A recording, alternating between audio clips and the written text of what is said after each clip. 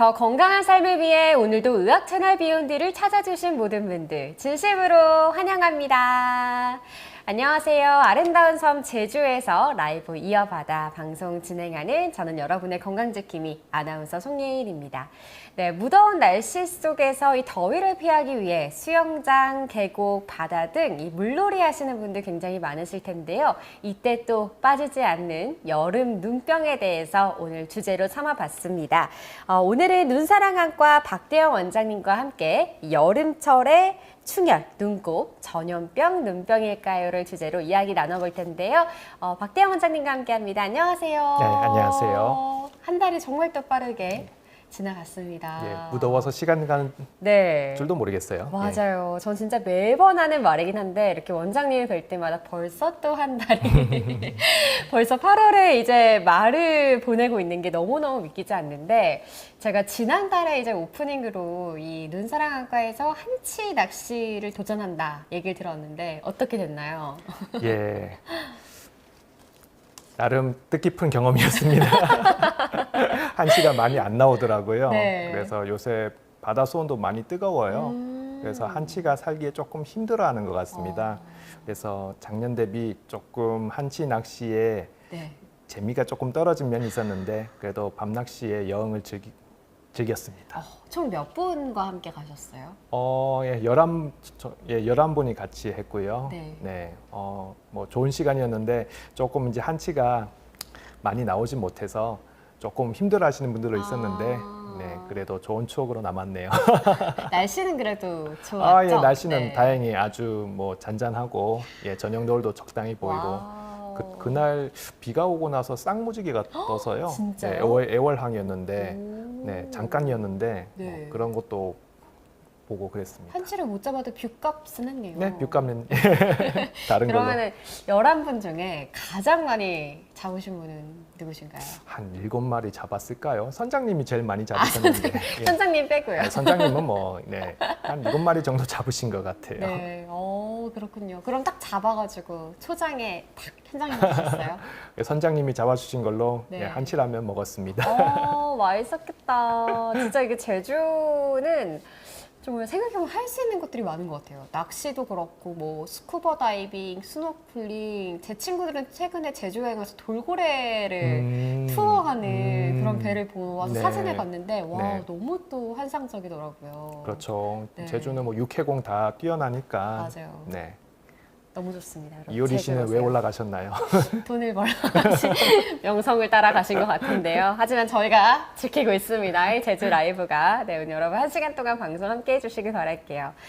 자, 초록색의 힘님 어서 오세요. 가을의 꿈님도 들어와 주셨고요. 행복 1번지님께서 선생님 이번 여름에 해수욕을 많이 해서 이 눈이 바닷물이 많이 들어갔는데요. 일주일이 지나도 눈이 뻑뻑한 느낌이 듭니다. 문제가 생긴 건가요?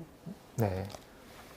일단은 아마 약간의 결막염이 생겼다고 보는 게 맞겠어요. 이런 분들 간간히 오세요. 네. 네, 일주일 전에 해수욕하고 물 좀 들어가고 모래도 좀 들어간 것 같은데 이물질은 없는 것 같은데 뭔가 불편하다고 오신 분들이 있는데요. 네. 근데 그 한번 그렇게 결막염이 살짝 일어난 게 스스로 잘 가라앉지 않아서 한동안 지속되는 경우가 있거든요. 네. 그런 때는 이제 알러지를 줄여주는 약이라든가 소염제약을 쓰면은 일주일 안에 금방 좋아진 경우도 많이 있으니까 네. 네, 질려보시는 거 권해드립니다.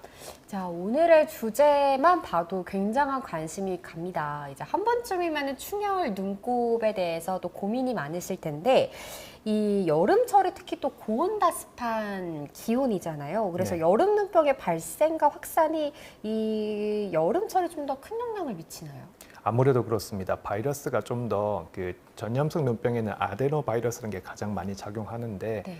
이런 여름철에 좀 더 많이 퍼지거나 혹은 좀 더 잘 나타나는 특성이 있어서 사실 겨울에도 있어요. 네, 네. 겨울에도 눈병이 있는데 여름에 좀 더 많이 득세하는 경향이 있습니다. 그러면 이제 눈병 같은 경우는 눈병 하면은 생각나는 게 초등학교 때 이제 결석하고 싶어가지고 막 친구한테 막 눈 비비고 막 그랬던 기억이 나는데 는 결국 바이러스가 옮겨 다니는 거거든요. 그래서 이 바이러스가 어디에 제일 많이 있냐면 눈병에서는 눈곱이나 눈물에 있거든요. 그 눈곱이나 눈물이 다른 사람의 눈에 들어가면은 전염이 되는 건데 그게 가장 많은 그 전염 노트가 손이 될 수도 있고 뭐 타월 같은 거 뭐 네. 이게 눈과 눈으로 이제 옮겨 다닐 수 있는 중간 매개물이 있을 때 그런 때 되기 때문에 그래서 눈을 만지지 않는 게 중요한 게 여기서도 마찬가지로 공통으로 적용됩니다. 결국은 저희가 어떤 주제를 삼아도 눈 건강하면은 이 손으로 비비지 않는 게 굉장히 네. 중요한 것 같아요. 네, 맞습니다. 네. 네. 자, 그리고 안녕하세요. 제주는 비 오나요? 했는데요. 오늘은 비가 오지 않고 네, 쨍쨍합니다. 있고요. 네. 또 태풍이 온다고 모두가 일동 긴장했는데 그래도 다소 가볍게 네. 지나간 것 같습니다. 자, 책 한 모금 님도 와 환치 부럽습니다 라고 해주셨고요. 희망님께서는 눈두덩이랑 애교살 부분이 기름이 자주 끼고 이 눈곱이 너무 자주 끼는데 왜 이러는지 궁금합니다. 네. 눈꺼풀 염증이 있을 때 이런 현상 생기는 네. 거 있습니다. 꼭 나이 젊으신 분들한테도 있을 수 있거든요. 미디어 사용량이 많아도 그럴 수가 있고요. 먼지 노출이 많아도 그럴 수도 있고 다양한 원인이 있는데 어쨌든 간 안약으로서 치료를 할 수도 있고 혹은 의료용 눈꺼풀 세정제를 쓰는 것만으로도 네. 도움되는 경우가 많이 있기 때문에 한번 진료보시는 걸 권유드리겠습니다. 네. 그리고 성현리님께서 저는 요즘 자고 일어나면은 눈곱이 심하게 좀 생기는데 이 양구건조증은 오래됐습니다. 이 양구건조증과 눈곱이 관계가 있는지 궁금합니다. 네. 일부 서로 관계가 있다고 보셔도 되고요. 건조증이 많은 분들이 아침에 자고 나서 불편한 경우도 제법 많이 맞아요. 있습니다. 눈이 굉장히 뻑뻑해요. 예. 그래서 왜냐하면은 우리가 밤 동안에는 이제 눈이 닫혀 있고 원래 사실 우리가 눈을 깜빡깜빡하면은 이 눈물샘에서 분비 나오는 게 순환이 된다든가 네. 혹은 짜져서 나오는 그런 펌핑 작용이 어느 정도 작용을 하게 되는데요. 자고 있는 동안에는 그게 이루어지지 않거든요. 그렇다 보니까 건조증이 있거나 네. 또 건조증이 있으면은 또 눈꺼풀염이 조금씩 있는 경우도 제법 많이 있거든요. 그런 것들이 같이 어우러져서 특히 아침에 불편한 네. 경우가 많이 생기니까 교정을 어느 정도 치료로서 극복할 수 있는 면들이 많이 있으니까 진료 보시는 걸 권유드리겠습니다. 네. 1번 추경님도 들어와 주셨고요. 아름다운 강사님은 눈이 충혈된 상태에서도 이 렌즈를 껴도 되는지 물어봐 주셨네요. 네. 뭐 일단은 정답은 노이긴 하고 안 된다이고요. 네. 그 충혈이 왜 되었을까에 대해서 이제 원인을 알아야 하는데 뭐 단순 충혈일 수도 있겠지만요. 뭐 그 전날 잠을 못 잤다, 뭐 모니터를 피곤했다, 모니터 많이 봤다, 뭐 그런 거일 수도 있겠지만 이제 다른 원인, 예를 들어서 렌즈로 인해서 생긴 각막염, 결막염이 나도 모르게 생기고 있을 수도 있고, 혹은 뭐 다른 병, 뭐 알레르기, 결막염이 있는 상태에서 충혈이 있을 수도 있는데 네. 그런 때 렌즈를 계속 끼면은 이제 불난집에 약간 기름 붓는 격이 될 수도 있거든요. 네네. 그래서 병을 키울 수가 있기 때문에 겉으로만으로는 그걸 구별하기 매우 어려우므로 안과 진료 보시는 게 좋습니다. 네. 자, 행복한 인생님께서는 한치잡이 배투어 비용은 얼마인지 문의를 주셨습니다. 예. 네. 제가 갔던 어선은 네. 밤 12시, 1시까지 하는 곳이었고 네. 이제 낚시 채비 대여까지를 하면은 한 사람당 7만 원. 7만 원. 예. 채비가 있으신 분은 6만 원. 네. 네. 7만 원이라고 네. 합니다. 그럼 꽤 좀 잡아야 더 기분이 좋을 것 같긴 하네요. 예, 그렇긴 해요. 네. 네, 좋습니다. 근데 또 이렇게 원장님이 다녀오셨던 것처럼 뭐 이렇게 아예 각 잡고 밤 낚시도 좋긴 하겠지만 이게 노을도 약간 보면서 네. 하는 것도 굉장히 좋을 것 같아요. 네, 배 타고 약간 바다 정치 느끼고 네. 그런 것까지 생각하면은 괜찮아요. 네. 맞아요. 네. 괜찮은 비용이라고 생각 들어요. 잡으면 꼭 먹고 알 먹고이고. 행복한 인생님은 아이디만 봐도 굉장히 인생을 행복하게 사시는 것 같은데 한번 다녀와서 후기 알려주시면 좋겠습니다. 자, 계속해서 질문들 남겨주시고 계신데요. 오늘도 원장님께서 PPT를 준비해 주셨습니다. 그래서 한번 저희가 이 질병에 대해서 한번 훑고 또 여러분들의 Q&A 시간을 이어서 가져보도록 할게요. 네, 한번 만나보도록 하겠습니다. 네. 그래서 여름철에 나타나는 충혈과 눈곱이 과연 전염성 눈병일까 모두 다 많이 궁금해하시는 질문일 것 같아요. 네. 네. 그래서 자 그냥 가벼운 문제인데요. 퀴즈인가요? 어느 쪽이 전염성 눈병처럼 보이세요, 혹시? 이거 쉽지 않은데 제 생각에는 오른쪽이 약간 노란기가 있어서 그런지 더 아파 보여서 네. 이쪽이 전염성이 있다? 사실은 네. 왼쪽이든 어느 쪽이든 둘 다 전염성 눈병일 수도 있어요. 네. 근데 이제 이거는 그냥 제가 그냥 특정 환자 케이스 사진을 그냥 올려놓기는 했는데요. 오. 실제로는 이분이 전염성 눈병이셨고 네. 이쪽은 알레르기 결막염이었는데요. 물론 충혈은 다 있어요. 조금 모양이 달라 보이지만 이제 사진만으로 사실은 전염성 눈병을 구분하기는 어렵고 네. 종합적으로 판단을 해야 하는 건데요. 결국은 이제 그거는 안과 의사가 할 수 있는 일이긴 합니다만 이제 이 전염성 눈병이 있으신 분은 이제 감기 증상이 조금 있으셨고요. 그리고 갑자기 나타났었고 네. 아침에 거의 눈곱이 쌓여 있었대요. 네, 충혈도 있는데 그 약간 조금 인물감도 느껴지셨고 네. 그래서 전염성 눈병의 전형적인 증상을 같이 동반하고 있고 그런 경과를 취했었고 네. 오른쪽 분은 좀 달랐습니다. 눈곱은 별로 없대요. 네, 근데 충혈은 많이 일어났는데 아주 많이 가렵대요.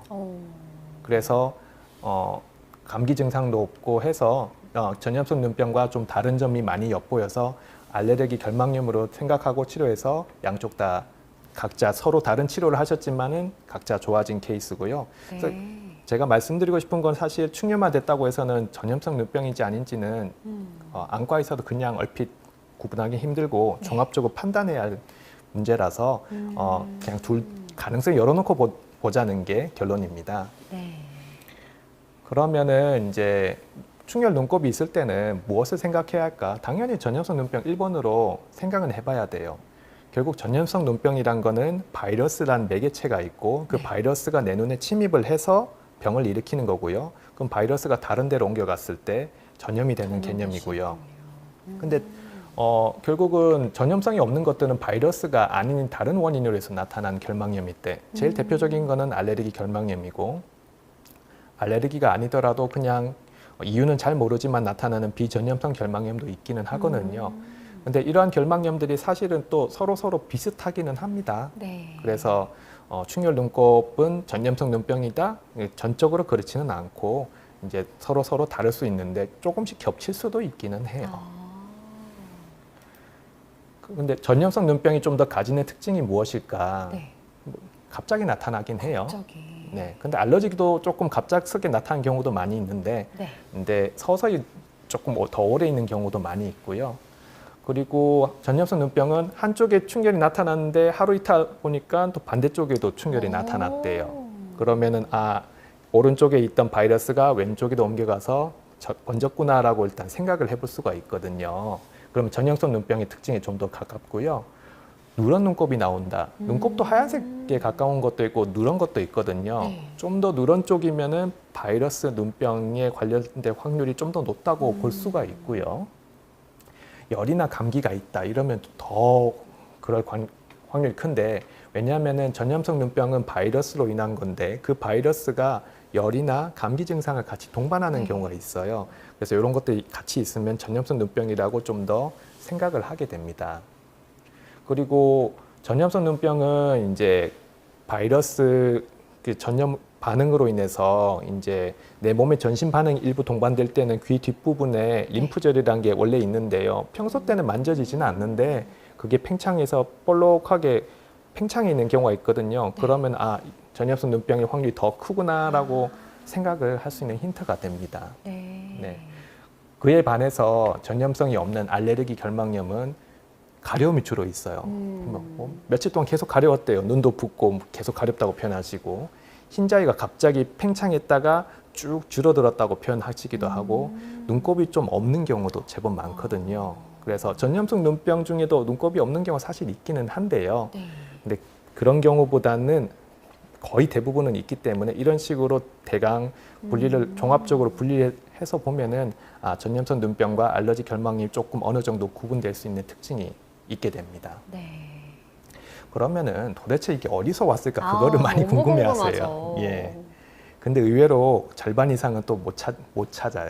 예. 어디서 왔는지. 누구야? 예. 옛날에는 옆에 누가 걸렸기 때문에 나도 걸렸다가 명확했는데요. 네. 근데 지금 시대는 안 그렇거든요. 다만 요새 결국 여름이니까 물놀이 바다 갔었다, 수영장 다녔다, 그리고 어르신들 분에 사우나 매일 다 가시는 분도 좀 있거든요. 네. 그런 곳에서 얼마 오시는 분들이 있고요. 좀 더 밀집된 공공장소에 많이 가면은 그쪽에서는 공기로 꼭 전염되는 건 아니지만 그 사람들이 쓴 물건이라든가 손잡이, 네. 기타 여러 가지 용품들에 내가 만졌다가 내가 무의식 중에 눈을 비비면은 그러면은 전염성 그 눈병의 바이러스가 눈에 전달되어서 나타나는 네. 경우도 있거든요. 그래서 그런 것까지 생각했을 때는 제일 중요한 건 눈을 만지면은 안 된다. 네. 그래서 저도 안과 의사이고 지금 전염성 눈병 몇 분 오시거든요. 근데 네. 저는 안 걸리거든요. 왜냐하면 저는 눈 안 만지기 때문에. 매번 진료 보시면은 깨끗하게 소독하고 네. 또 저도 손 씻고 그 진료실을 일부분 소독을 하거든요. 그런 식으로 대비를 하기 때문에 그런 것만 지켜도 이제 전염성 눈병에 대해서는 최대한 멀리 떨어뜨릴 수가 있습니다. 코로나처럼 퍼지지는 않아요. 저는 공기로 전염되지 않는다는 점이 네. 또 새롭게 알게 된 사실이네요. 네. 저는 같은 뭐 사무실이든 네. 학교 반에 있으면 밀집된 곳이면 좀 옮기지 않을까 약간 이런 두려움이 있었거든요. 아무래도 두려움이 있을 텐데요. 네. 근데 그분이 혹시 전염성 눈병인데 바이러스, 그러니까 감기 증상을 가지고 있다, 네. 콜록콜록한다. 그러면 그 기침에서 나오는 이제 비말이라고 표현하는 그런 것들 통해서 그 바이러스에 걸린다면은 네. 거기로 전염될 가능성은 있어요. 아하. 근데 그런 거 아니라면 기본적으로는 눈물이나 눈곱이 공기 중으로 퍼지지는 않기 때문에 기본적으로 공기로는 전염되지는 않는다라고 보셔도 되기는 해요. 네. 결국은 손을 잘 네. 관리해야 되네요. 네. 네. 그러면 이제 그 지금 계속해서 올라오는 공통 질문이 이제 눈병일 경우에 무조건 병원에 가야 하나요? 네. 꼭 그래서- 가야 되나요? 이런 질문들이 많거든요. 네. 일단은 가시는 게 맞기는 합니다. 왜냐하면 치료도 해야겠지만 전염성 눈병이 아닐 수도 있거든요. 네네. 그래서 대부분 질병이 그렇게 위험하지는 않습니다만 일단 전염성 눈병인지를 이제 일반 그냥 그 의사분들, 내과분들이나 가정의학과 분들도 진단을 하실 수도 있지만 사실은 정확하지 않을 수도 있고 이게 그 세극등 현미경이라는 장비를 통해서 좀 더 세밀하게 봐야 할 부분도 있기 때문에 네. 안과에서 진단 받으시는 게 좋겠고요. 어허. 약물 치료의 의미는 이제 2차 감염, 그러니까 네. 바이러스가 있으면은 이게 장벽이 잠시 허물어지는 거기 때문에 다른 균들이 더 쉽게 침입을 해요. 박테리아 같은 게 대표적인데 네. 그게 있으면 증상이 더 커지게 되거든요. 그런 2차 감염을 방지하고 증상을 좀 더 개선하는 데 유도해서 좀 더 단축시키는 효과를 얻을 수 있기 때문에 네. 약물 치료하는 게 당연히 맞고요. 전염성이 있다고 판단되면 손위생을 지켜야지 나도 보호하고 타인에게도 피해를 주지 않기 때문에 네. 그것도 중요하겠고요. 그리고 실제로 만약 2차 감염이 일어나거나 눈병이 사실은 잘 나아도 한 5% 미만에선 일시적으로 시력이 떨어지는 게 나타날 수도 있습니다. 네. 근데 다행히 위험한 건 아니고 치료할 수 있는데 그런 때는 후속 치료를 더 이어나가야 하는 게 필요하기 때문에 그런 후속 강막염에 대한 확인이 필요하고요. 그래서 그런 것들은 시력에 변화를 줄 수 있으므로 네. 안과에서 좀 더 케어를 받으시는 게 중요하겠습니다. 그렇기 때문에 전염성 눈병은 방치하시면 안 됩니다. 네. 일단은 좀 눈병이 의심된다면 내가 아까 말씀하신 것처럼 육안으로 좀 확인이 어렵기 때문에 아까도 뭐 캡처해서 주변에 공유해야겠다 하시겠지만 전조 증상이 확실하면 또 그분이 조금 쉬울 것 같긴 한데 일단은 병원에 방문해서 전염성이라는 판정을 받으면 네, 또 좀 조심하긴 해야겠네요. 일상 속에서. 그렇죠. 예, 맞습니다. 그 예전에 안대 끼시는 분들 보면 좀 눈병인가? 이렇게 좀 구분이 됐는데 그럼 전염성인 경우는 꼭 안대를 껴야 되는 건가요? 저는 사실 안대를 끼지 않아도 되고 그냥 안 끼는 걸 더 권하기는 해요. 괜히 끼고 있으면은 이제 공기 소통도 안 돼서 안에 더 눈이 짓무를 수도 있다고 생각해서요. 어차피 공기로 전염되는 것도 아니기 때문에 물론 이제 본인 미용상 목적으로 가리는 분들은 그냥 가리셔도 되는데 네. 뭐 저는 원칙적으로 가지 않는 걸 좀 더 권하는 편이기는 합니다. 특별한 경우 아니면. 그럼 만약에 내가 전염성 눈병이라는 이야기를 들으면 좀 최대한 공공장소나 나을 때까지는 좀 집에 있는 게 좋겠죠? 이제 그것도 사실은 조금 때마다 조금씩 다른데요. 일상생활은 하셔도 되긴 해요. 심지어는 뭐 사무실, 직장 생활도 하셔도 되는데 네. 이제 약을 잘 넣고 계시고 손 위생을 잘 지키신다면은 그 남한테 실제 피해는 주지 않으면서 나을 수는 있기 때문에 네. 이제 근데 아이들은 네. 학교 다니는 아이들은 자가 치료를 좀 더 권유하기는 합니다. 그래서 실제로는 그냥 학교 쉬어요. 왜냐하면 학교에서 일단 오지 말라고 해요. 그래서 우리 친구들이 이렇게 옛날에 예. 비볐죠. 왜냐하면은 어른들과 달리 학생들은 이 손 위생을 잘 지키라 해도 그게 잘 안 되는 경우도 많고 이제 그 좀 더 밀집된 장소에 있다 보니까 퍼질 확률이 높기 때문에 아직도 사회 통념상으로는 2, 3일 정도는 그 자가 치료하는 게 네. 저도 실제로 권유를 그렇게 하고 있고요. 네. 그렇다고 네. 보시면 됩니다. 그럼 이제 사람마다 어느 정도 심각성인지에 따라 다르긴 하지만 보통은 이 눈병을 이렇게 완전히 치료되기까지는 어느 정도의 시간이 소요되나요? 통상적으로는 일주일 전후 정도면 대부분 해결이 되세요. 네네. 근데 좀 길게 가시는 분도 있어요. 이제 바이러스 종류에 따라서 나의 면역 상태에 따라서 다르고요. 이제 그거는 일괄적으로 재단할 수 없지만 처음부터 좀 세게 나타나신 분들은 감이 올 때가 있어요. 아, 이거는 2주 이상 가겠다. 그러면 그냥 얘기를 해요. 좀 오래 가실 것 같은데 단단히 치료를 잘 하셔서 조금 힘들더라도 잘 그 치료 받으셔야겠습니다. 얘기를 드린 경우도 있고 심지어는 한 달까지도 가세요. 네. 그래서 저는 이거를 비유하기로 결국은 내가 눈에서 감기 걸린 거라고 생각하세요라고 비유를 해요. 결국은 바이러스니까요. 맞아요. 네. 근데 감기 약을 먹어도 며칠 만에 낫는 분도 있고 맞아요. 한 달 다르죠. 내내 골골거리시는 분 있잖아요. 맞아요. 네. 그래서 감기약은 어차피 바이러스를 죽이는 게 아니거든요. 안과약도 사실 똑같습니다. 바이러스를 직접 죽이는 약은 아니고 2차 감염을 방지하고 증상을 좀 완화하는 데 도움을 줘서 회복을 빨리 하는 데 도움을 하는 거기 때문에 그래서 바이러스의 독성이 좀 이제 그 침투력이 강하거나 좀 오래 가는 것들은 어쩔 수 없이 좀 길게 가는 경우가 있습니다. 근데 우리가 코로나 이제 선별하는 것처럼 PCR을 돌리거나 그 종류를 구별하지는 않기 때문에 그에 따라서 적절한 치료를 잘 받는 게 제일 중요하겠습니다. 네. 자, 그 사이에 또 여러분들의 질문들이 쌓였는데요. 성현리 님이 이제 코로나에 걸려도 이 눈곱이나 충혈이 좀 심해지는지 궁금합니다. 네, 그럴 수 있습니다. 네, 코로나 환자분들 중에서도 결국 눈병처럼 눈곱 충혈이 있어서 오시는 분들 있고요. 코로나 바이러스도 결국은 감기 바이러스와 유사하게 결국 바이러스이기 때문에 눈에서도 결막염 일으키거든요. 전염성 있을 수 있지요. 예, 그래서 그냥 전염성 눈병과 비슷하게 치료하시면은 다행히 크게 뭐 특별하게 더 안 좋거나 그런 거는 없습니다. 네. 자, 도토리님이 야외 활동 시에 가끔 이 눈에 파리가 들어갈 때가 있는데요. 이 물 세척 외에 적절한 후젖치 방법이 있는지, 그리고 그게 염증 반응이나 붓기에 영향이 큰 편인지 궁금합니다. 네. 파리가 이런 분들 좀 있으십니다. 파리든 먼지든 뭐 돌가루든 다양한 것들이 일시적으로 들어갔다가 그냥 빠져나오지 못한 경우도 있고 네. 들어갔다가 나오는 경우도 있는데요. 들어갔다 나왔다 하더라도 이제 세척을 하시는 분도 있고 다양한데 뭐 세척하는 게 나쁘진 않다고 봐요. 근데 세척을 해도 그 파리 안에도 이제 먼지도 많을 거고 파리에서 분비되는 어떤 분비물이나 그런 걸 눈에 결국은 남게 됐거든요, 일시적으로. 네. 그런 것들이 결막염을 일으키는 경우가 상당히 많습니다. 그래서 그 이후로 이물질은 다 빠져나가고 파리도 없어졌는데 며칠 동안 고생을 하세요. 그래서 그런 경우에는 적절한 항생제 한약하고 소염제 한약을 쓰는 게 도움이 되는 경우가 많으므로 불편하시면 안과를 방문하시는 게 맞습니다. 네. 또 이어지는 궁금증도 제 주변에서 이런 고민이 꽤 있는데 이 눈썹이 눈앞을 찌르는데 가장 좋은 방법이 있다면 추천해 주세요. 참고로 태생이 초고도 마이너스입니다. 네. 그 초고도 근시를 가지고 있다고 해서 눈썹이 눈알을 더 찌르는 거는 아니고요.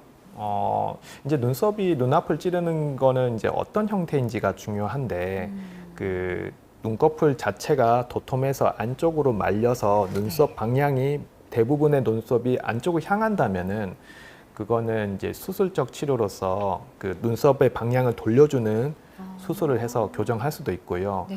근데 또 어떤 속눈썹은 그냥 애매하게 한 개, 두 개, 뭐 세 개, 네 개 그런 식으로만 찌르는 경우가 있거든요. 네네. 눈꺼풀은 안쪽으로 말려 있지는 않은데 그런 경우에는 사실 거기선 정답은 없는데 어떠한 경우에는 속눈썹 그 뿌리를 아예 태워버리는 전기 소작술이라는 걸 시행해서 네. 해결하는 경우도 있고 혹은 그게 하기 어려운 경우도 있거든요. 그러면은 어쩔 수 없이 그냥 정기적으로 뽑는 걸 권유하는 때도 있습니다. 네, 방법이 좀 다양하네요. 네. 그리고 상황에 따라서. 자, 그리고 화이트킴님에 대한 질문은 아까 좀 답변 드린 것 같고요. 네. 애플2님은 눈병이 났을 때 그 약국에 있을 때 그 눈알을 세척하는 이 세정제를 사용해도 되는지 물어보셨네요. 뭐 이제 눈알 씻는 세정제는 눈병이든 아니든 간에 이제 안과 의사로서는 뭐 일률적으로 추천하지는 않고요. 한 번 쓰는 것 정도는 크게 상관은 없을 것 같은데 이제 눈알을 씻어버리면은 눈에 그 눈물에 있는 이로운 분비물들, 단백질, 지질층, 뭐 비타민 성분 혹은 항체들이 네. 한꺼번에 다 씻겨 내려가기 때문에 처음엔 그 순간에는 좀 시원해지긴 하는. 시원하긴 예. 해요. 근데 그 이후에는 눈이 해야 할 일이 너무 많아져요. 부담감이 커지거든요. 네. 그래서 그거를 정기적으로 하시면은 눈 건강에는 오히려 역행할 수 있다고 보기 때문에 이걸 권하시는 안과 선생님들은 기본적으로 없을 거예요. 정기적으로 쓰는 거는. 꾸준히 막 이렇게 뭐 예. 하루에 한 번이라든지 예. 이렇게 정기적으로 쓰는 거는 좀 비추천이다라고 말씀해 주셨어요. 자, 느티나무님은 아기들이 이제 눈곱 감기일 때 이 눈곱을 떼줘도 되는지 궁금합니다. 네. 이것도 참 고민되는 질문이긴 한데요. 네. 이제 눈곱 떼주고 싶죠. 떼주고 싶어요. 예, 그래서 근데 잘못되면은 이제 피부에 상처 나거나 2차 감염이 그 드물게 일어날 수 있기는 해요. 네네. 그래서 일단은 이제 눈곱이 너무 딱딱하게 굳어 있으면 인공 눈물이나 혹시 항생제한약 그래도 예비용 있으면은 그런 걸 넣어서 눈곱을 희석시켜서 말랑말랑하게 만들어서 그래도 좀 깨끗하다 싶은 면봉이나 네. 물티슈도 사실은 알코올 성분이 많이 묻어 있기 때문에 조심을 해야 하거든요. 그래도 최대한 순한 자극을 덜 줄 수 있는 티슈로 닦아낸 것 정도까지는 해볼 수는 있겠고요. 네, 네. 그렇게 이해하시면 되겠습니다. 자, 탁상시계님이 눈에 먼지 분진이 많이 들어갔었는데요. 이후에 눈알 뒤쪽이 뻑뻑하고 뭔가가 있는 이물질 느낌이 계속 듭니다. 이런 경우도 치료가 가능한가요? 네, 치료할 수 있습니다. 네, 먼지 분진이 들어가서 이제 실제로 남아 있는 경우도 있지만은 실제로는 없는데 그 이후에 후속 결막염이 생겨서 그런 경우가 더 많긴 하거든요. 네네. 그러한 것들은 대부분 알러지 결막염을 동반해 있습니다. 그래서 거기에 대한 치료를 하면은 상당수에서 많은 호전을 보이기 때문에 받으시는 걸 권장합니다. 네. 자, 많은 분들이 질문을 좀 주시고 계십니다. 이 초록색의 힘님이 이제 눈병 후유증으로 눈이 뿌옇게 보일 수도 있는지 궁금합니다. 네. 아까 이제 그 PPT에서 보여드렸지만 후속 각막염이 발생했을 땐 시력이 일시적으로 변동될 수 있고요. 치료를 안 하면 계속 뿌연게 지속될 수도 있기 때문에 그거는 이제 적절한 치료를 좀 더 이어나가시는 게 필요하니까요. 많지는 않거든요. 뭐 5에서 10% 미만인데 그래도 눈병을 좀 심하게 앓으신다면은 그거를 꼼꼼하게 끝까지 잘 치료하는 게 필요하겠습니다. 네. 자, 오늘 제주 라이브는 눈사랑 안과 현장에 나와 있습니다. 지금 함께하고 있는 시각 3시 30분 지나가고 있고요. 또 이 시간은 우리 박대영 원장님에게 또 여러분들의 궁금증들을 좀 실시간으로 물어볼 수 있는 시간이기 때문에 여러분들의 증상, 고민, 그리고 성별, 연령대 등 자세히 남겨주시면은 더 참고한 의견으로 드릴 수 있을 것 같다는 꿀팁 알려드리면서 좋아요, 구독도 한 번씩 꾹꾹 눌러주시기 바랍니다. 자, 이어서 적성면장님께서요. 실내에 있다가 밖에만 나가면 눈이 부십니다. 아침에 일어나서 일회용 눈물을 한번 사용하고 활동하는데 안과에서는 눈물약만 쓰라고 하고 다른 이야기는 따로 없었습니다. 조금 더 좋은 치료 방법이 없을까요? 고도근시로 안경을 쓰고 있는 50대 중반 남성입니다. 네. 이런 분들 가끔 있기는 합니다. 네. 근데 눈부심이 어떤 특정한 원인으로 특정되지 못하는 경우가 사실 좀 많아요. 그래서 가끔은 이제 안과 의사 입장으로서도 조금 난감한 경우가 있기는 한데요. 네. 그래도 눈부심을 일으킬 수 있는 질환에서는 이제 50대라면은 혹시나 백내장이 없는지도 살펴봐야겠고, 그 인공 눈물 쓰고 계시긴 합니다만 조금 더 그 눈부심을 자극할 수 있는 네. 알러지 결막염 혹은 눈꺼풀염이 세세하게 조금이라도 없는지 그거를 더 잘 교정했을 때 눈부심이 줄어드는 경우도 많이 있거든요. 그런 것들을 다시 한번 체크하는 게 필요하고, 고도 근시면은 이제 안경 도수가 높기는 할 텐데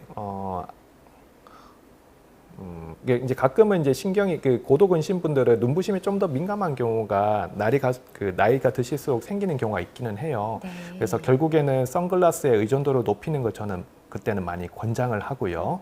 더불어서 항산화제, 뭐 안토시아닌, 루테인, 네. 지아잔틴, 오메가3 같은 거를 같이 좀 병용하시는 걸 더 권장합니다. 조금 더 눈 건강에 많은 신경을 네, 써야 되는 맞습니다. 부분이고 백내장인지 아닌지도 한번 체크해 보시면 좋을 것 같습니다. 자, 가을의 꿈님은 이 결막염 같은 경우도 전염이 있는지 궁금합니다. 네. 그래서 결막염 자체 안에서 구분을 해야 하는데, 전염성 눈병은 바이러스 결막염이고요. 네. 바이러스가 아닌 그 알레르기 결막염이나 비전염성 결막염은 전염되지 않습니다. 그렇군요. 자, 유리가면님은 에어컨 바람을 쐬고 나면 눈에 눈곱이 자주 생깁니다. 가렵기도 하고요. 이 사람들 쓰는 안약을 강아지에게 넣어도 되는지 궁금합니다. 이 강아지가 눈곱이 자주 낍니다. 네. 에어컨 쐬고 나면 눈곱이 생기는 거는 이제 두 가지 이유 때문에 가능한데요. 첫 번째는 차가운 냉기 이제 가진 에어컨 바람이 눈물막을 건조시켜서 생기는 건조증으로 인한 가능성이 있고, 네. 두 번째는 에어컨도 결국 안에 먼지가 있는 맞아요. 기품이기 때문에 이제 청소를 잘 하셨겠지만 혹시 거기서 나온 일부 먼지들이 알러지 결막염을 더 유발할 가능성도 있으니까 에어컨 바람을 정면으로 쐬지 않도록 방향을 잘 돌리시는 게 필요하고, 이제 건조증이나 알러지 결막염이 내가 잘 모르는 수준으로 있는 경우도 있거든요. 그런 것들을 확인 받으셔서 같이 치료를 하는 게 눈곱 줄이는 데 도움이 되겠습니다. 네, 맞아요. 네네네. 그리고 강아지 안약을 넣어도 되느냐? 사실 이제 뭐 사람하고 동물하고 그 대부분의 약이나 안약이 일치되는 것도 많이 있고 아닌 것도 있기는 한데, 근데 강아지도 사실 인간이 쓰는 거 써도 크게 문제가 안 되는 쪽으로 알고 있기는 합니다. 그래서 쓰셔도 큰 문제는 안 되는 걸로 말씀드릴게요. 네. 자, 여름하면 또 빼놓을 수 없는 존재가 에어컨인데, 그래서 좀 목도 칼칼하고 눈도 안구 건조증이 심하신 분들은 더 그런 걸 호소하실 것 같긴 해요. 네. 자, 지은님은 매일매일 하루에 몇 번씩 실 눈곱이 생기는데요. 이게 자연스러운 현상인가요? 왜 자꾸 두꺼운 실 눈곱이 생기는지 모르겠습니다. 나이가 들수록 흰자가 노래지고 이 흰자를 하얗게 관리하는 방법이 있다면 이 또한 궁금합니다. 네. 제 생각에는 실눈곱 생기시는 지은님은 아마 가려움이 별로 없는 만성 알레르기 결막염이 있을 확률이 높을 것 같아요. 왜냐하면 만성 알레르기 결막염이 있으면 흰자위가 조금 노랗게 색깔이 변색되는 게 많이 동반되거든요. 네. 그리고 실눈곱도 잘 생겨요. 그래서 만성 알레르기 결막염이 없는지를 꼭 잘 확인해 보셔서 거기에 해당하는 치료를 하시면, 실눈곱이 있다는 건 비정상이에요. 정상은 없어요. 예, 모든 눈곱은 정상은 없다고 저는 생각하고 이유가 있기 때문에 눈곱이 생기는 거거든요. 네네. 그래서 그걸 고치시려고 노력해야 하고, 흰자위를 하얗게 하는 방법은 이제 미백 개념이 예전에는 있었지만 실명을 하는 수술법으로 판명받아서 현재는 없는 걸로 생각하셔도 되는데, 다만 이제 국소적으로 점처럼 이제 결막 모반이라는 게 생긴 경우 있는데요. 그 경우에 한해서는 이제 레이저 치료로 없앨 수는 있습니다만, 지금 말씀하시는 전반적인 약간 이제 나이가 들면서 노랗게 되는 흰자위 변색은 레이저 치료에 대부분 되지는 않는 거라서 그건 어느 정도 그냥 이미 바뀐 거는 받아들이셔야 할 것 같아요. 네. 그래도 눈곱은 그냥 생기는 법은 없다. 이게 또 몸에서 보내는 신호라고 예, 여길 맞습니다. 필요가 있겠네요. 예. 네. 자, 1번 출경님은 원장님, 이 약시의 경우는 아직 치료가 불가능한가요? 가능하다면 어떻게 치료하는지 궁금합니다. 네. 약시의 원인이 중요하고 나이대가 중요합니다. 약시가 10살 미만에 지금 있는 상태라면은 원인에 따라서 얼마든지 치료 가능성이 있다고 보시면 되고요. 근데 그 원인이 뭔가가 중요해요. 사시인 경우도 있고 난시인 경우도 있고 원시인 경우도 있고 그래서 그거는 안과에서 확인해 봐야 할 문제고 네. 근데 이미 만 10살 지나고 약시가 고착화돼 버렸다. 네. 그래서 그런 경우에는 대부분은 더 최대 시력을 올리기가 어려운 경우 거의 대부분이기는 해요. 그래서 하나로 재단할 수는 없지만 네, 그 약시의 원인에 해당하는 질병과 나이대가 중요합니다. 네.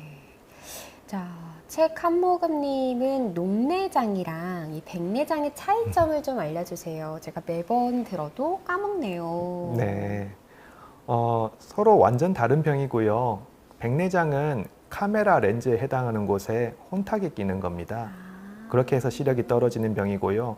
백내장은 나이가 드시면 누구나 다 거의 다 온다고 보시면 되고 정도의 차이나 속도의 차이라고 보시면 되고요. 네. 그래서 백내장 수술이라고 한 거는 결국 카메라 렌즈를 새 걸로 갈아 끼워준다라고 보시면 되겠습니다. 혼탁해진 거를. 그렇게 하면은 완치 치료가 가능해져서 시력이 올라가고요. 녹내장은 좀 다릅니다. 녹내장은 시신경이 그냥 말라가면서 죽어가는 질환이에요. 그래서 이제 조금 더 이 머리 쪽하고 연결되어 있는 시신경이 네. 안 좋아지는 거기 때문에 마찬가지 시력이 떨어지는 질환은 맞는데 네. 되돌리는 치료가 그러니까 완치 개념이 아직 없어요. 그래서 녹내장 치료는 지금 더 안 나빠지게 하는 안약 치료가 가장 1번이기 때문에 녹내장은 혹시나 그 있으면은 빨리빨리 발견해서 대처를 하는 게 중요하니까요. 네. 혹시나 40, 50대이신데 안저검사란 걸 한 번도 안 해보셨다면은 꼭 안과에 가서 안저검사를 하시면 적어도 녹내장 그런 것들을 구분할 수 있기 때문에 해보시는 게 필요하겠습니다. 네. 카메라 렌즈로 비유해 주시니까 이제 녹내장과 백내장의 차이점을 좀 명확히 아실 것 같아요. 자, 이어서 핑퐁님이 원장님 당뇨가 있어도 이 라식 수술을 할 수 있는지 궁금합니다. 32살 직장인이고요. 1년 전에 당뇨 진단을 받았습니다.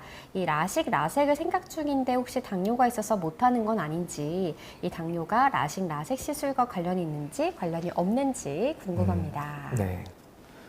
할 수 있습니다. 라식, 라섹. 당뇨가 있어도. 다만 당뇨가 이제 잘 조절되고 있다는 전제 하에서고요. 혹시나 당뇨가 조절이 잘 안 되면은 이제 상처 치유 과정이 늦기 때문에 혹시 이제 라식, 라섹 이후에 엉뚱하게 이제 시력이 유지되지 못하는 일이 생길 수도 있거든요. 네. 근데 아마 뭐 32살이실 거니까 아마 스스로 잘 약 드시거나 치료를 잘 받으실 걸로 예상되기 때문에 하는 데는 큰 문제가 없을 걸로 예상합니다. 네. 자, 그리고 이어서 지유라님께서 선생님 이 황반변성은 치료가 안 되나요? 네, 황반변성.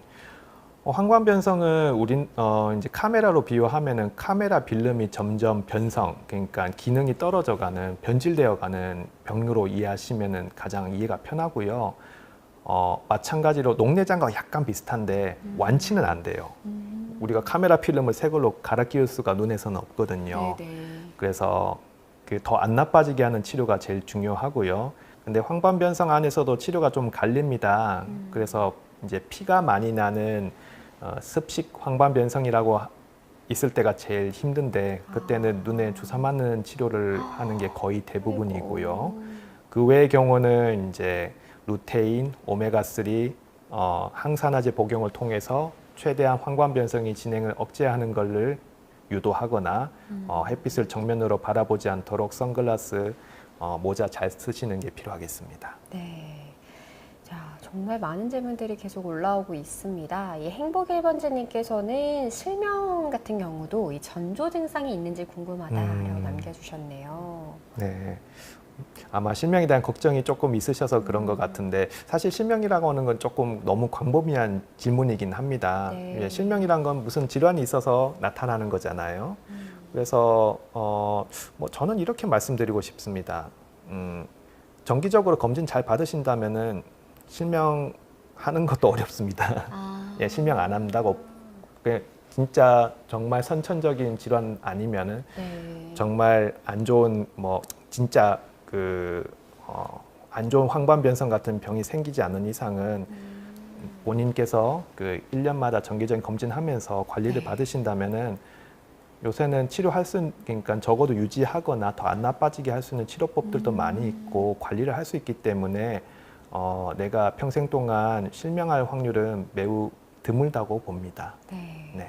이제 안과 검진이 나온 김에 저희가 또 눈사랑안과에서 이제 어떤 안과 검진들이 있는지에 대해서 한번 또 컨텐츠를 만들어서 또 여러분께 생방송으로 보여드린 적이 있는데요. 뭐 참고해 주시면 좋겠고요.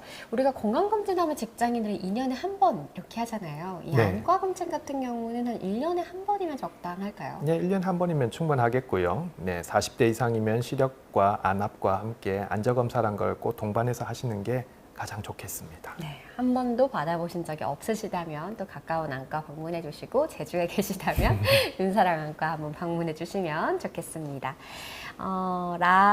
라오지 님께서요. 갑자기 눈이 많이 충혈돼서 안과에 방문했더니 알러지성 결막염이라고 이야기를 들었습니다. 로파딘, 후르손, 안약 2개를 넣고 있는데 일주일 정도 됐는데 많이 좋아지다가 어제 또 과음을 했더니 다시 충혈됐습니다. 혹시 술이 영향을 주는지 궁금합니다. 네, 술이 영향을 줄 수 있습니다. 왜냐하면요, 술은 뭐 이제 일단 혈관을 확장시키거든요. 근데 그 알러지 결막염 치료제들은 대부분 혈관 수축제란 걸 많이 가지고 있습니다. 네. 그 반대 영향을 술이 주는 거지요. 혈관이 수축하지 못하고 그 이완이 되면은 네. 이제 쉽게 얘기하면 알레르기 결막염이 더 다시 조장이 되게 됩니다.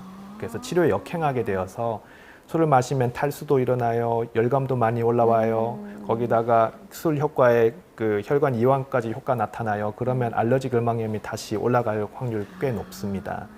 뭐 당연한 얘기지만 예, 네. 과음을 피해 주시면 좋겠습니다. 정말 술이 또 이렇게 눈에도 많은 영향을 주네요. 예. 그러니까 안 좋다는 거는 사실 알고 있는 예. 이미지긴 한데 또 이렇게 혈관에 또 관여를 하는지는 또 처음 알게 됐습니다. 이어서 지은님은 요즘 안경원에 가면은 블루라이트 차단 렌즈 추천을 많이 하시던데 이 블루라이트 렌즈가 정말 눈에 좋은 건지 궁금합니다. 네.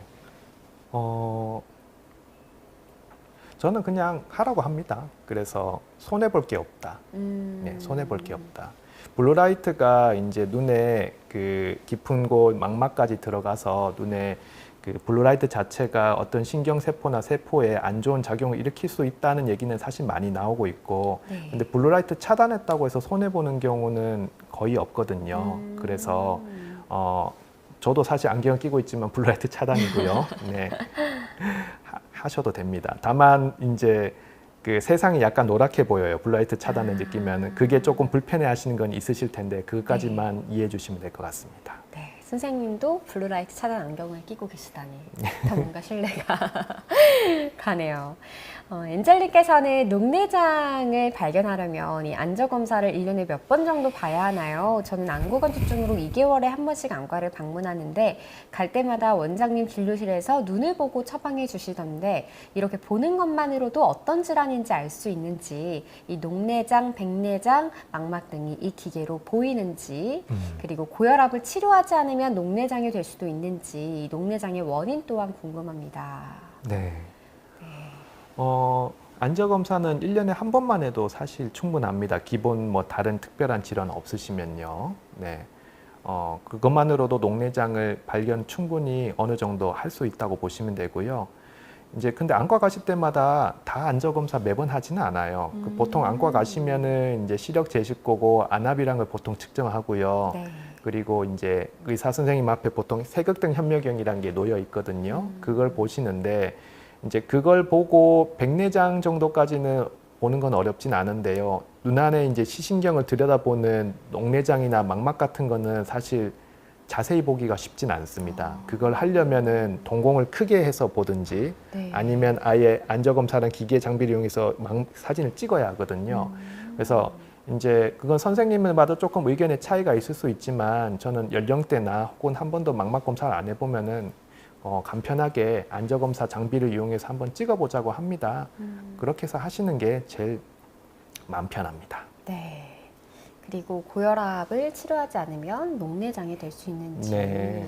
고혈압을 치료하지 않았다고 녹내장이 되는 것은 아니고요. 근데 녹내장에 이제 뭐 유발이나 악화 요인에 고혈압이 있을 수 있다는 얘기는 많이 나오는데 뭐 고혈압이 있다고 녹내장이 된다라고는 생각 안 하셔도 돼요. 고혈압 어차피 치료 안 하실 건 아니니까.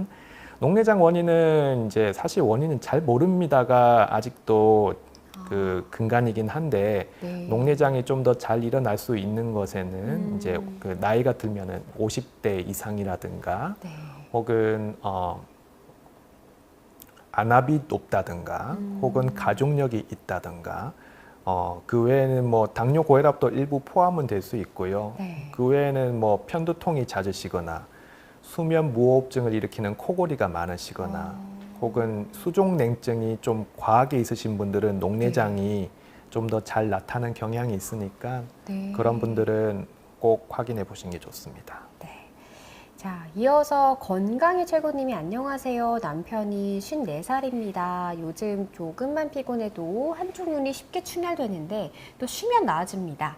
이게 피로 때문에 충혈이 생기는 건지 자꾸 반복되는 현상에서 걱정되어 남기신 것 같아요. 네. 피로감이라고 하는 건 결국 눈을 많이 써서 그런 거고요. 사실 눈을 안 쓰면은 이런 현상들 줄어드는 건 맞습니다. 그래서 눈을 쓴다는 거는 우리가 뭔가를 보고 있고 네. 눈물막 코팅이 불충분하거나 다른 질환들이 뭔가 있어서 그렇기는 하거든요. 그런 것들이 예를 들어서 책을 많이 보신다든가 혹은 미디어를 많이 봐서 눈 깜빡임이 줄어드는 경우에 더 심해지기 때문에 눈을 깜빡깜빡하려고 하는 의식적인 행위를 더 많이 하는 게 좋고요. 필요에 따라서는 인공 눈물 그리고 그런 피로도에는 또 이제 적절하지 못한 이제 돋보기 안경을 아예 안 쓰고 보신다든가 나이 드신 분들 중에서는 네. 혹은 돋보기 안경 도수가 안 맞거나 그런 것들도 이런 피로감을 더 올려서 충혈을 나타나게 만들 수 있으니까 한 가지로만 귀결되는 건 아닙니다만 한번 진료를 통해서 그런 모자란 점이 없는지 체크해 보시는 게 좋겠어요.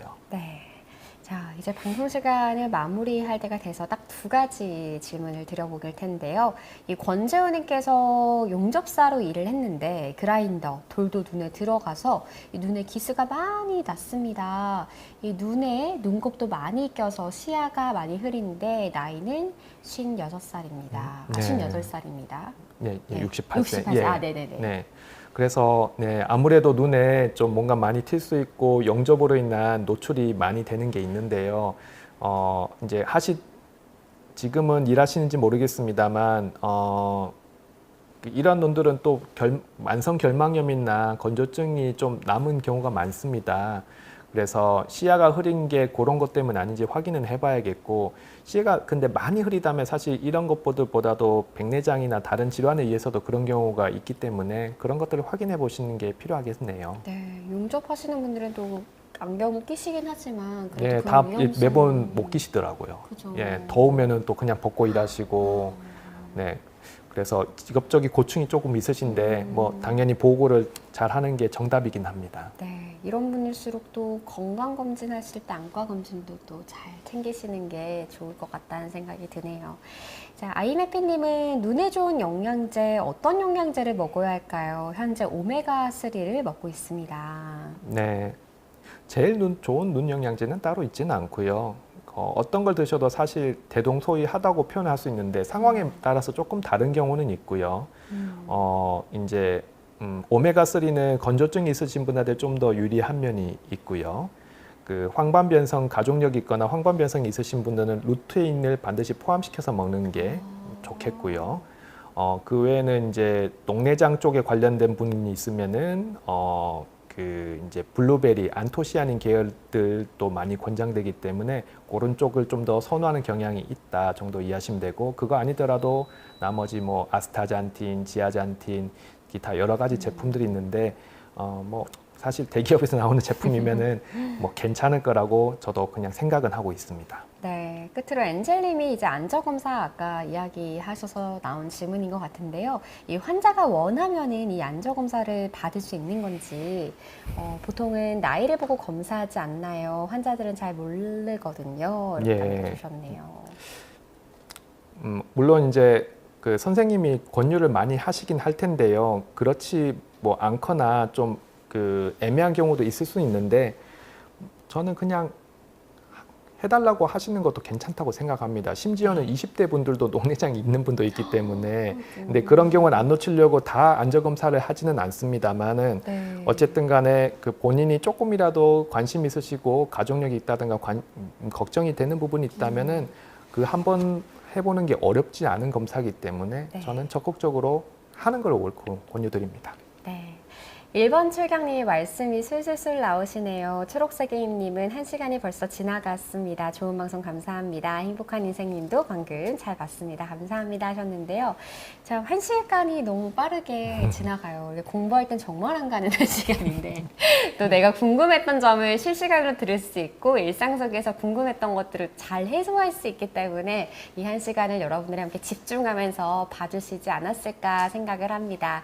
이렇게 비욘드는 여러분의 건강 증진을 위해서 또 좋은 컨텐츠를 준비하고 있고요. 또 박대원 원장님이 또 하나하나의 주제를 신중히 또 뽑아주시고 계시기 때문에 다음 달의 주제도 기대하면서 이 눈사랑안과 많이 사랑해 주시기 바랍니다. 오늘 이 시간 박대원 원장님과 함께 했습니다. 여러분 감사합니다. 네, 감사합니다.